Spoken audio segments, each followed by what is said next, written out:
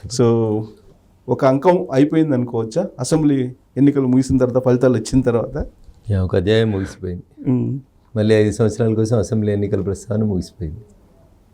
You should wait for another 5 years for assembly. Post mortem చేసుకున్నారా? నడుస్తుంది కదండి. రాజకీయ నాయకుడు ప్రతిరోజు తనంతాను పోస్ట్ మార్టం చేసుకోవాలి, సమాజంలో జరుగుతున్న పనులను పోస్ట్ మార్టం చేసుకోవాలి, చుట్టుపక్కల ఉన్న పార్టీలు చేస్తున్న పనులను కూడా ఎప్పటికప్పుడు వాచ్ చేస్తూనే ఉండాలి. పాలిటిక్స్ డైనమిక్స్ ఉంటాయండి, స్టేబుల్గా ఉండలేదు. ఒక దగ్గర కూర్చొని చేసేది కాదు politics. 24/7 you have to be on wheels అన్నట్టే పరిగెడుతూనే ఉండాలి.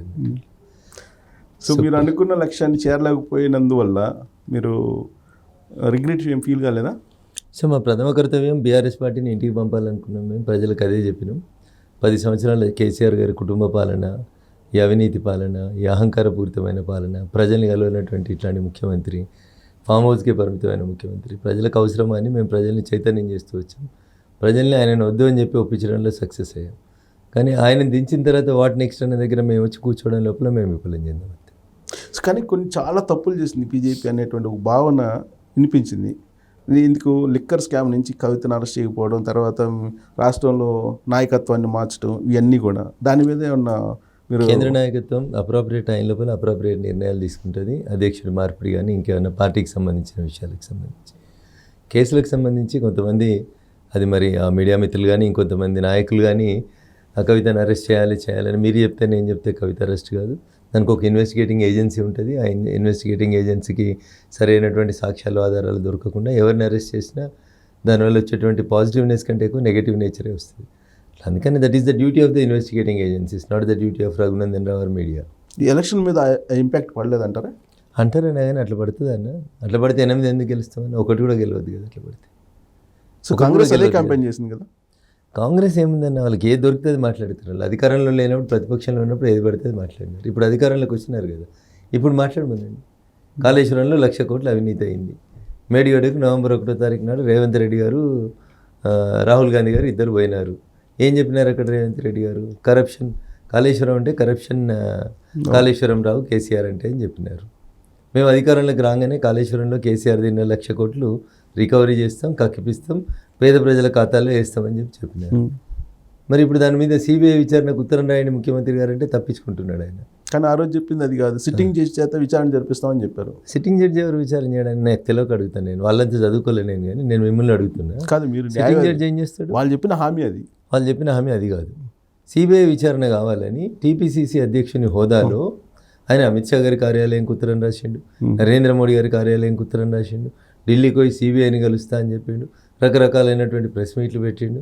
కాళేశ్వరం మీద భారతీయ జనతా పార్టీ సిబిఐ విచారణ చేస్తలేదు కాబట్టి బీజేపీ బీఆర్ఎస్ 2-1 అని మాట్లాడిండు.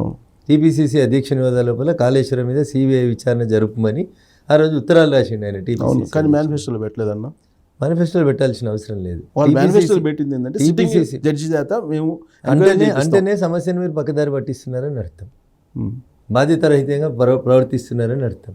టీపీసీసీ అధ్యక్షుని హోదాలో సిబిఐని ఎంక్వైరీ చేయమని అడిగిన మీరు, నేను మిమ్మల్ని అడుగుతున్న సిఎస్ రావు గారు, మీ ద్వారా తెలంగాణ ప్రజానికానికి చెప్పాలనుకుంటున్నాను. సిట్టింగ్ జడ్జ్ చేసినా, రిటైర్డ్ జడ్జ్ చేసినా ఏం చేస్తారు? కేసు రిజిస్టర్ చేసే అధికారం ఉంటుందా వాళ్ళకి? ముద్దాయిల్ని అరెస్ట్ చేసి జైలు వేస్తారా వాళ్ళు? టైంపాస్ చేస్తారు అంతే. ఒక జడ్జి గారి చేత ఒక విచారణ కమిటీ వేస్తే 6 నెలలు, ఏడాది, 2 ఏళ్ళకి రిపోర్ట్ ఇస్తాడు. ఇచ్చినాక ఏం చేయాలి? మళ్ళీ దాన్ని సిబిఐకో ఏసీబీకో ఇంకెవరికో కంప్లైంట్ ఇవ్వాలి. అంటే నువ్వు ఉత్తగా మీడియాలో నాణ్యతందుకు టైంపాస్ చేసేందుకు వేసేది ఉంటే అట్లా చేయి. లేదు నువ్వు నిజంగా టీపీసీసీ అధ్యక్షుని హోదాలో సిబిఐ రావాలని కోరుకున్న మాట నిజమైతే ఇవాళ this is the right time. ఆ రోజు అదే సంతకం పెట్టినావు, అదే ఉత్తరం అట్లే మళ్ళీ ఒక 5 మీద తీసి కింద రేవంత్ రెడ్డి అని రాసి టీపీసీసీ అధ్యక్షుని ప్లేస్లో గౌరవ ముఖ్యమంత్రి తెలంగాణ అని రాసి పంపు. 10 నిమిషాల్లో కేంద్రం యాక్షన్ ఇనిషియేట్ చేస్తుంది. అంటే దీని వెనకాల ఎవరినో కాపాడాలనే ఉద్దేశం. పంచాయతీని మేడిగడ్డకి ఎల్ఎన్టీకి పరిమితం చేసి mega industrial infrastructure corporation limited అనే సంస్థ లేదా మెగా ఇంజనీరింగ్ సంస్థని దాని ఓనర్ అయినటువంటి కృష్ణారెడ్డి గారిని కాపాడేందుకు రేవంత్ రెడ్డి గారు హైకోర్టు సిట్టింగ్ జడ్జికి ఉత్తరం రాస్తా అంటున్నాడు. ఇది ఎవరికి తెలియని కథ? హైకోర్టు సిట్టింగ్ జడ్జి గారు ఏమైనా ఎఫ్ఐఆర్ నమోదు చేస్తారా? ఏం చేస్తారు చెప్పండి సిఎస్ రావు గారు? సో టెక్నికల్గా కూడా ఏం చేయలేరు ఆయన. ఇదంతా ఏంటంటే ఎవరినో కాపాడేందుకు, ఎవరి ఆదేశాలను పాటిస్తూ రేవంత్ రెడ్డి గారు మాట మారుస్తున్నారు. దిస్ ఈజ్ మై స్ట్రైట్ సూటిగా నేను వారి మీద పెడుతున్నటువంటి అభియోగం. కానీ నిజంగా మీకు చిత్తశుద్ధి ఉంటే మీరు సిబిఐని పంపమని ఒక ఉత్తరం రాయండి. సిబిఐ ఎప్పుడు వస్తుంది సిఎస్ రావు గారు మీకు తెలుసు కదా. అయితే హైకోర్టు ఆర్డర్ ఇవ్వాలి, అవును. లేదా సుప్రీంకోర్టు ఆర్డర్ ఇవ్వాలి, లేదా ముఖ్యమంత్రి గారు ప్రధానమంత్రి గారికి ఉత్తరం రాసి మా రాష్ట్రంలో ఫలానా కేసు మీద విచారణ జరపమని చెప్పారు అని తీర్మానం చేసి మీరు గొప్పగా చెప్తారు కదా. ఆ రోజు రాజశేఖర రెడ్డి గారు తన సొంత కొడుకు మీదనే అవసరం ఉంటే సిబిఐ విచారణ జరపమని కేంద్రాన్ని కోరిండని. మరి వీళ్ళు ఈ ముఖ్యమంత్రి ఎందుకు అదే కాంగ్రెస్ నుంచి వారసత్వంతో వచ్చిన నేను రాజశేఖరుని వారసుని అని చెప్తాడు కదా. మరి వీళ్ళు ఉత్తరం రాయమని మేమే మొద్దులు కొట్టమంటలేము, మొరాన్ని తీసుకురమ్మంటలేము. టీపీసీసీ అధ్యక్షుడు అని రాసిన జాగల తెలంగాణ ముఖ్యమంత్రి అని రాసి అదే ఉత్తరాన్ని మళ్ళీ కట్ అండ్ పేస్ట్ కొట్టి పంపురు ఉంటుంది. అది మీ demand. What is your problem? Technical issue problem ఇప్పుడు ఆల్రెడీ సెంట్రల్ గవర్నమెంట్ ఇనిషియేటివ్ తీసుకొని చేసుకోవచ్చు కదా. అయితే చేస్తే ఏం జరుగుతుంది అంటే చంద్రశేఖరరావు గారి మీద మేమేదో కక్ష సాధించాలని, నిలగాక మొన్న అధికారంలోకి వచ్చిన రేవంత్ రెడ్డిని పరిపాలన చేయనీయకుండా మేమేదో సిబిఐని పంపించి వీళ్ళ మీద కక్ష సాధిస్తున్నాం అంటారు. మీరు ఉత్తరం రాయడంలో మీకు ఇబ్బంది ఏంది? టీపీసీసీ అధ్యక్షుడు మీరే కదా. 2023లోనే కదా మీరు సిబిఐ రావాలని డిమాండ్ చేసింది. మరి అధికారంలోకి రాగానే మాట ఎందుకు మారుతుంది? ఎవరిని కాపాడాలనుకుంటున్నారు? ఎవరిని ఎస్కేప్ చేయాలనుకుంటున్నారు? మేడిగడ్డకి ఎల్ఎన్టీకి మధ్యలో పంచాయతీ పెట్టి 3 సార్లు సమీక్షలు పెట్టి ఇప్పటికిప్పుడు అది కాపర్ డ్యామ్ కట్టుడు కాదు, రిపేర్ కాదు, మేడిగడ్డలో నీళ్ళు ఆగాయి కాబట్టి కాళేశ్వరాన్ని పక్కకు పెట్టేసి తన అస్మదీయులకి, తన సమ్మధులకి, తనకి ఎలక్షన్లకి సహాయపడినటువంటి మెగా ఇన్ఫ్రాస్ట్రక్చర్ అనేటువంటి కంపెనీకి రేవంత్ రెడ్డి గారు కూడా ఏమైనా ఫేవర్ చేయాలని అనుకుంటే ఉత్తరం రాయకపోనియండి, హైకోర్టు సిట్టింగ్ జడ్జి చేత విచారణ అని దాన్ని కోల్డ్ స్టోరేజ్లో పెట్టమనండి. సో ఇన్ కేసు లెటర్ రాయకపోతే ఖచ్చితంగా లాబింగ్ ఉందని ఫిక్స్ కావాల్సిందే అంటారు. మరి ఏమంటారు? ఇంకా మీరు చెప్పు, ఎందుకు రాస్తలేరు? టీపీసీసీ అధ్యక్షుని హోదాలో రాసిర్రు, నేనేం అక్షరం మారుమంటలేను. సేమ్ లెటర్ మళ్ళీ కొత్త కాగితం మీద దిగినరి. ఇలా మీరు ముఖ్యమంత్రి అయినారు. ఆ రోజు టీపీసీసీ అధ్యక్షుడు, ఈ రోజు కూడా మీరే టీపీసీసీ అధ్యక్షుడే. కాకపోతే టీపీసీసీ అధ్యక్షుడు మరియు ముఖ్యమంత్రి తెలంగాణ అని రాయని కింద ఒక లైన్ ఆడి ఏమంటున్నా. ఓకే, అది మీ డిమాండ్ అనుకోండి. మా డిమాండ్ కాదు సార్, పబ్లిక్ ఆఫ్ తెలంగాణ అడుగుతున్నారు. కాళేశ్వరంలో కేసీఆర్ జైల్లో పెట్టాలి, బీజేపీ సిబిఐ విచారణ చేస్తలేదు, బీజేపీ బీఆర్ఎస్ రెండు ఒకటన్నావు కదా. ఇలా మెగా కృష్ణారెడ్డి రేవంత్ రెడ్డి ఒకటా? ఉత్తరం ఎందుకు వస్తలేదు? లేకపోతే బీఆర్ఎస్ కాంగ్రెస్ రెండు ఒకటా? ఇద్దరు ములాఖతే బీజేపీని బదనాం చేసి ఎన్నికలలో లబ్ధి పొందేందుకు ఆడిన నాటకమా? ఎందుకు మీరు శ్వేతపత్రాలు ఎందుకు? నీ చేతిలో అధికారం ఉంది కదా, ఈ బీజేపీ సిబిఐ విచారణకు ఆదేశించలేదనుకో, అప్పుడు బీజేపీ ప్రజల ముందు, దేశ ప్రజల ముందు దోషిగా నిలబడుతుంది కదా. ఇలా నువ్వు ఉత్తరం రాస్తలేమంటే దోష ఎవరు? మీరే దోషి. సో దాన్ని ఒక ఏళ్ళు నా దిక్కు చూపిస్తారు రావు గారు, మీరు 4 ఏళ్ళు నీ దిక్కు చూపిస్తున్నారని మీరు అర్థం చేసుకోండి. 100% చూపిస్తుంది, దాంట్లో డౌట్ లేదు. బట్ టెక్నికాలిటీస్గా ఆయన పీసీసీ అధ్యక్షుడు ఉన్నప్పుడు చేసినటువంటి ఆరోపణలు అవి. ఆ తర్వాత వారు ఏం చెప్పారు?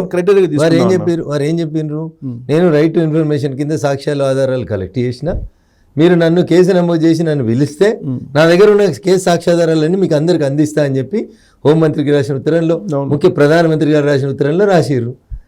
మీ దగ్గర ఆ రోజు మీరు రైట్ టు ఇన్ఫర్మేషన్ తీసుకున్న ఆధారాలు ఉన్నాయి. ఇలా ముఖ్యమంత్రి మొత్తం ఫైలే మీ ముందుంది కదా. ఈ 2 కాగితాలు కట్టి ఢిల్లీకి పంపాను కట్టగట్టి. What is wrong with you?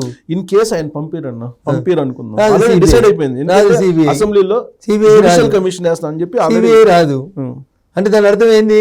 Revanth Reddy గారు, మెగా కృష్ణారెడ్డి గారు ఒక నాణ్యానికి బొమ్మ బొరుసు.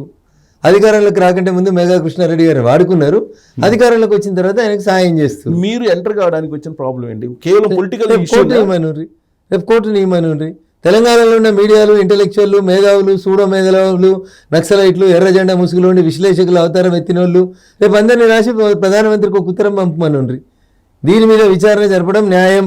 మేము ఎవరైనా కూడా మీరు స్ట్రైట్గా ప్రధానమంత్రిగా మీరు నిర్ణయం తీసుకుంటే మేము ఒక్కరం కూడా మాట్లాడడం, మీరు నిజాయితీగా పనిచేస్తున్నారని మేము భావిస్తాం, రాయమనుండ్రి.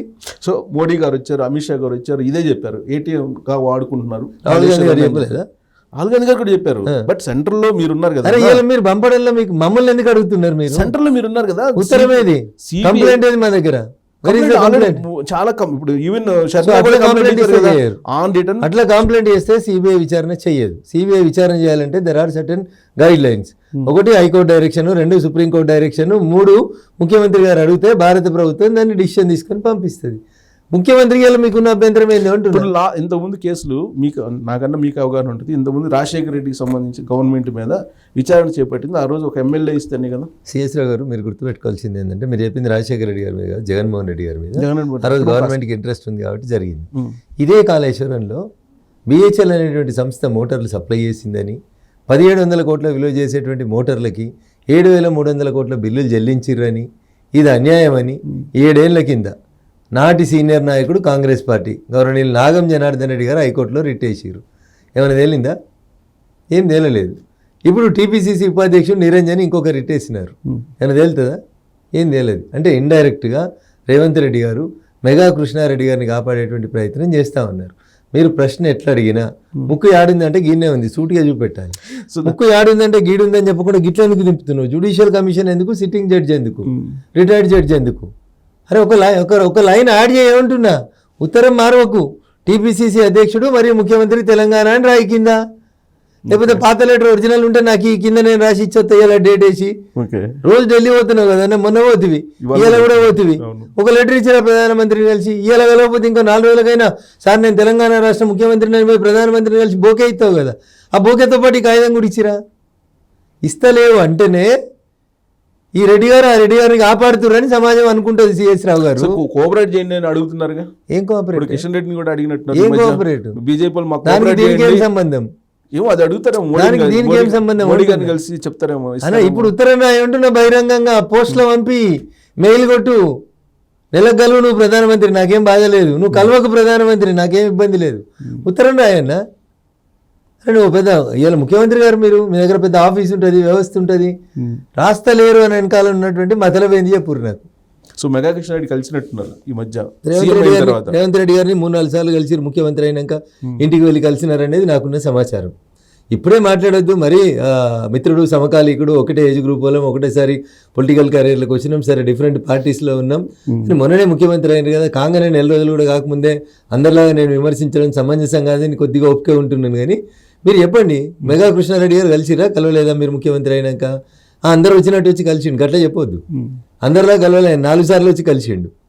ఇలా ఉత్తమ్ కుమార్ రెడ్డి గారు సమీక్ష చేసిర్రు, మేడిగడ ఎల్ఎన్టీ వరకే పరిమితం చేసిర్రు. ఎల్ఎన్టీ వాళ్ళు పూర్తి పని కంప్లీట్ చేసినా ఇక మాకు పని కంప్లీట్ అయినట్టు సర్టిఫికేట్ ఇచ్చిర్రు. 2 సంవత్సరాలు మా బాధ్యత, 2 సంవత్సరాలు కూడా అయిపోయింది, మేము చేయాల్సింది లేదని ఎల్ఎన్టీ అంటది. ఈఎన్సీ అంటాడు, లేదు సార్ వీళ్ళకి ఇంకా ఫైనల్ బిల్ ఇవ్వలేదు, వీడు పని కంప్లీట్ చేయలేదు అంటాడు. మరి ఈఎన్సీ తప్పైతే ఈఎన్సీ మీద కేసు చేయమన్నారు ఉత్తమ్ కుమార్ రెడ్డి గారిని. లేదా వాడు ఇచ్చిన లెటర్ ఎల్ఎన్టీ వాడు చూపించిన లెటర్ తప్పైతే ఎల్ఎన్టీ వాడి మీద కేసు చేయమన్నారు. ఈ పంచాయతీ ఇట్లా చూపిస్తూ మీడియాలో మంత్రి తిట్టిండని, ఎల్ఎన్టీ వాడు కాదన్నాడని రోజు పేపర్లలో బ్యానర్ ఐటమ్లు రాసుకొని ఎవరిని మోసం చేద్దాం అనుకుంటారు? 1,00,000 కోట్ల కాళేశ్వరం అవినీతిని మీరు సింపుల్గా ఈ రెడ్డి గారు ఆ రెడ్డి గారు ఇద్దరు కలిసి క్లోజ్ చేద్దాం అనుకుంటున్నారా? ప్రజలకు సమాధానం చెప్పుర్రు. రఘునందన్ రావు ఏదో కక్షపూరితంగా రేవంత్ రెడ్డి గారి మీద కోపంతో దుగ్ధతోటో మాట్లాడతలేను నేను. ఇప్పుడు మీరైనా నేనైనా ఈ ప్రభుత్వాన్ని దించాలని, ఈ రాష్ట్రంలో జరుగుతున్న అవినీతిని వెలికి తీయాలని, కుటుంబ పాలనకు వ్యతిరేకంగా కొట్లాడిన వాళ్ళం. అహంకారపూరితమైన పాలన, ప్రజల్ని ప్రజల్లాగా చూస్తలేనటువంటి ప్రభుత్వం అని కొట్లాడినాం. ఇలా ముఖ్యమంత్రి గారు ఎందుకు మళ్ళీ అదే చేస్తున్నారు? అది చేయొద్దు కదా అంటున్నా. తప్పు చేసినోడు చంద్రశేఖరరావు మాట చెప్పిండు, తనయుడైనా తనయైనా జైల్లో పెడతా అన్నాడు. ఇలా రేవంత్ రెడ్డి గారు చెప్పాలి, తప్పు చేసినోడు అన్నైనా తమ్ముడైనా నా కురపోడైనా జైల్లో ఉండాలి శ్రీకృష్ణ జన్మస్థానంలో అని చెప్పాలి. వెయిట్ చేద్దాం దానికోసం.